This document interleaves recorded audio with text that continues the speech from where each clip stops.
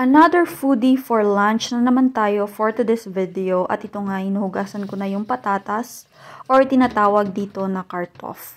Ito ay gagawin kong pilaf or mashed potato kasi nga hindi ako nakapagsaing. So sabi ko sa aking asawa, ito na lang yung aking gagawin para nga makapag-diet na rin ako sa rice. Dahil nag-crave ako ng nilagang saba at dahil wala kami dito, so ito yung aking ginawa. Ilalaga ko itong local na saging na madalas kong binibili dito. Dahil nag-craving ako ng saging na nilaga and wala akong saba, so yung aking ginawa na lang is to boil the normal saging na makita lang dito sa aming city. So, titingnan natin mamaya kung masarap ba yung tinanok na saging. First time ko nga magkaon sa saging na sining na tinanok. So, tani manamit lang.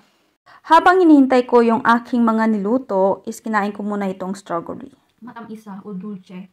Kaso nga lang is may seeds. May buto siya.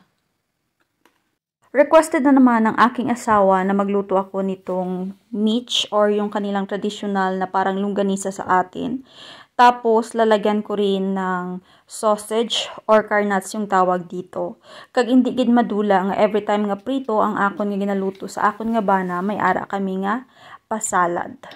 Simpleng salad lang naman ang aking ginawa. And of course, para na rin meron tayong healthy living na ipapartner natin sa ating pagkain for today.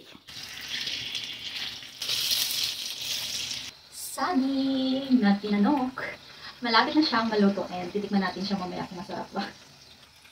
Sometimes I'm so excited to eat banana na tinanok. Matigas pa ang patatas.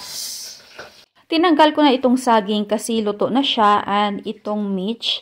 Isusunod ko na rin yung carnuts kasi yung aking asawa nagugutom na talaga siya. So sabi ko sa kanya mga 30 minutes at ito ay maluluto na. Sinimulan ko na rin gawin yung aking mashed potato or pilaf.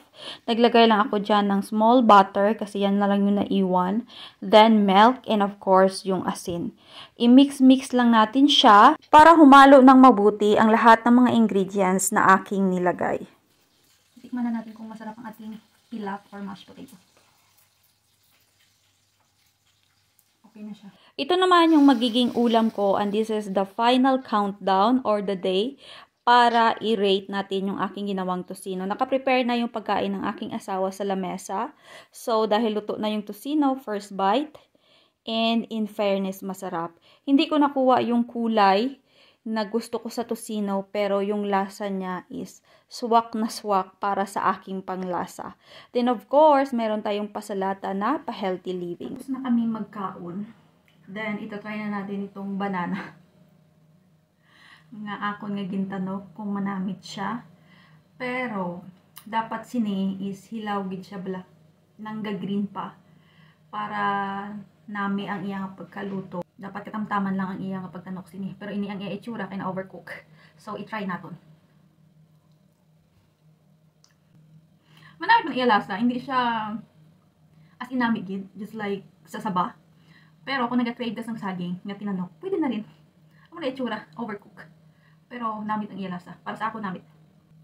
Yung first time ko nga magkaong sini, nga gintanok. Okay na rin siyang pang sapin-sapin sa saba. Kung nag-crave ka ng tinanok na saba. Kaya i-try nyo na. Kung gusto nyo matilawan ang kanamit ko na.